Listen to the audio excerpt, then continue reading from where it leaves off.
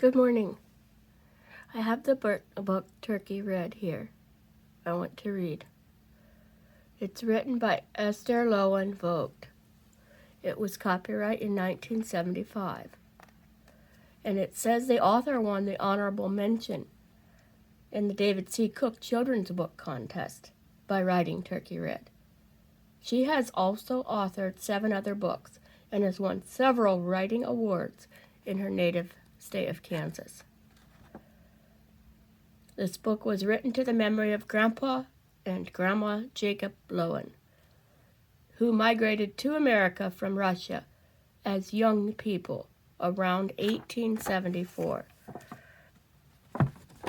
Of czars and presidents.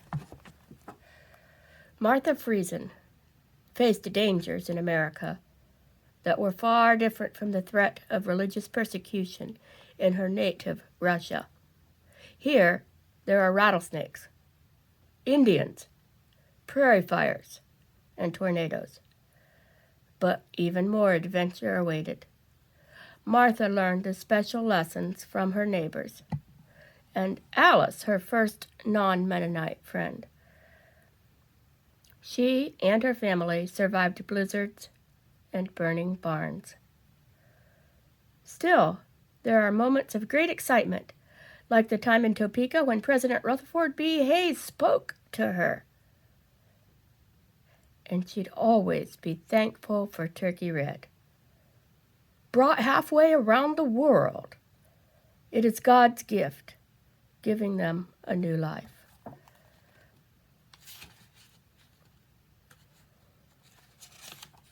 Terror on the Plains, Chapter 1. Martha Friesen stood in the doorway of the adobe house and strained her dark eyes to the far horizon. The wide, yellowed prairies stretched out and leaned itself against the sky. Tall grass billowed and dipped in the warm April breeze as Martha closed her eyes. She adjusted her drab scarf carefully over her tawny head and pressed her lips together firmly. Behind her, Mama's churn thumped the thick sour cream rhythmically. It had gone on for a long time. Suddenly, the churn stopped, and she heard her mother's quick intake of breath. Martha, aren't you going to take the cold water to Jacob in the field?" Mama chattered in low German dialect, which the Mennonites from the Ukraine still spoke, for it was the year 1877. "In a minute, Mama," Martha said, flipping one wheat-colored braid with her slender brown fingers. "I wondered if Gerda could go with me." Mama's thumping began again. "Better you don't wait for Gertie Harms. I know how slow she is. And bossy. Jacob is thirsty now. Make sure the water's cold and fresh from the well." Without a word, Martha grabbed the burlap-covered stone jug from the low bench behind the door and skipped out to the well. The pulley squeaked as she hauled up the big tin pail, laid the cork on the wooden well stoop, and watched as the water gurgled into the narrow jug spout. Plopping the cork back into its place, she swung the jug with her left arm and started across the field behind the house. "I wish I didn't have to go alone," she thought. "The fields are big and the road is so long."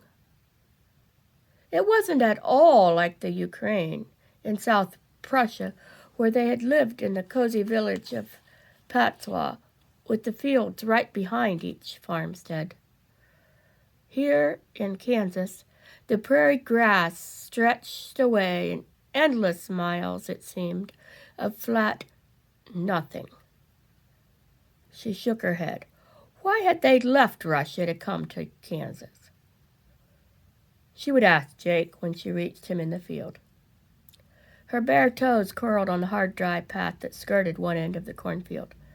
Up ahead she heard the scritch of Jake's hoe as he clipped the weeds from the long rows of green corn. His straw hat was pushed back, and a thatch of tangled yellow hair tumbled out. A crease tracked down across his red sunburnt face. When he saw her. "What are you doing here, Martha Friesen? You—" Then he caught sight of the water jug which bobbed against her long, dark blue skirt, and he paused to lean on his hoe. "Well, it's about time you brought me something to drink." "Mama said you must be thirsty. Are you very tired?" "Tired?" He laughed harshly. "Tired and sick of everything. Here we go, leaving our fine, comfortable farms in Russia and moving to this God-forsaken country in America called Kansas. What do we have? Nothing. No house, except for the adobe bricks we pour into molds and dry 'em and pile 'em into walls. Coyotes howling in the night. No trees, except for a lone cottonwood or two. And a few young mulberries. No crops but what we scratch into this hard prairie dirt and pray will grow. No friends but those we meet at church, which is nothing but an old run-down immigrant building. Just a bunch of stupid Mennonites who couldn't get along with a Russian government." He jerked the jug to his lips, pulled the cork, and drew a long draught of fresh cold water. Martha eyed him in silence. Then she dug her toes into the dust and sighed. "Jake, just why did we Mennonites come here? Do you know why?" Jake slammed the jug onto the ground and made a few random scratches with the hoe. "Well, Martha, it's hard to understand, even for me, and I'm 16. He gave a short laugh. "You see, the Mennonites coming from Holland and Germany and Switzerland had been promised freedom of worship and freedom from serving in the Russian army if they settled in the rich, fertile Ukrainian valley. Once Count Leo Tolstoy visited us. We were somebody there. But the leaders who came into power changed their minds. I guess some Mennonites were growing rich, and the Russian leaders didn't like that. Why should the Mennonites have everything? So the Tsars got mighty tough. And what did our parents do? Chucked all that good living aside and came to America. Now we are nobody.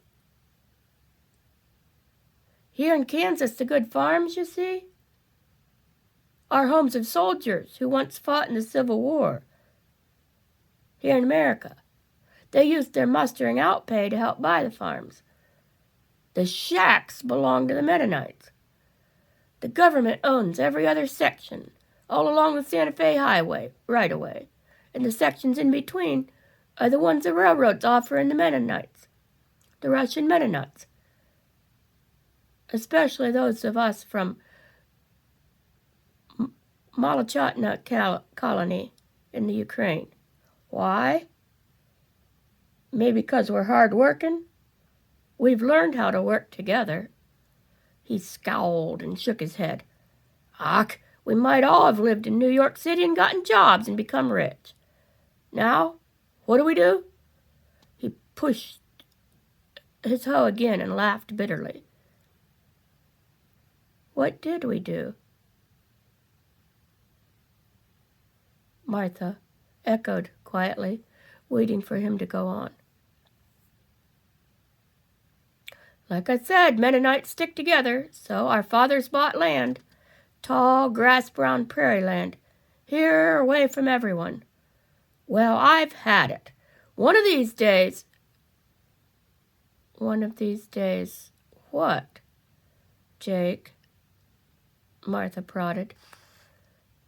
Jake Friesen doesn't have to live here, grubbing out his papa's crops with his bare hands. Look at that wheat over there. Turkey red. Acres and acres of it. Know what it takes to harvest it, Martha? Well, Papa sighs and ties it into bundles. And threshes it with a threshing stone. There are easier ways to make a living in the city."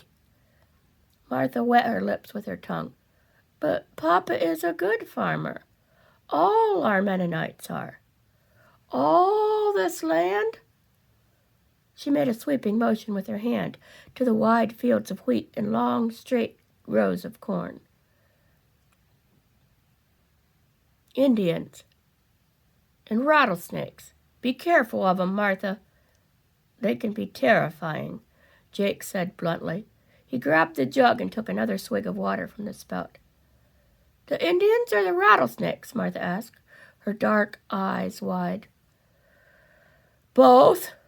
That's another reason I want to get away. There's no need to surround oneself with danger. Oh, sure, Indians can be friends, too, if they wish. They live close to nature and they know about things. But the white men took their land away. Now we'd better watch out." For a moment, Martha stared at her brother. Then she picked up the jug. "Guess I'd better go back, Jake," she said. "Sure, but better be careful, and don't forget what I said." She hesitated, then swung around and started down the dusty path again. She couldn't understand Jake. He seemed sullen and unhappy. He'd always been such a happy person until they came to America. Was it true they had left the good life behind in Russia in order to settle this lonely, wild new land, as Jake had said? Maybe she didn't understand it, but hadn't Papa and the other church leaders prayed about it? And hadn't God led them here? She shuffled through the thick dust and watched it curl between her toes. Sweat poured over her neck, and she stopped and whipped out her kerchief. Why did little Mennonite girls wear these drab, three-cornered scarves that didn't keep off the hot sun, while prim English-speaking girls covered their faces with pretty, slat sunbonnets? A sudden whirring sound beside her caught her attention. What was that? It sounded eerie, like a voice of evil. Then she saw it, an angry snake, coiled and ready to strike. She froze. What could she do? She was terrified. Jake was right, after all. Now she could only wait until the snake sank its fangs into her bare leg. Chapter 2. Enter Gray Fox. Going to take a break here.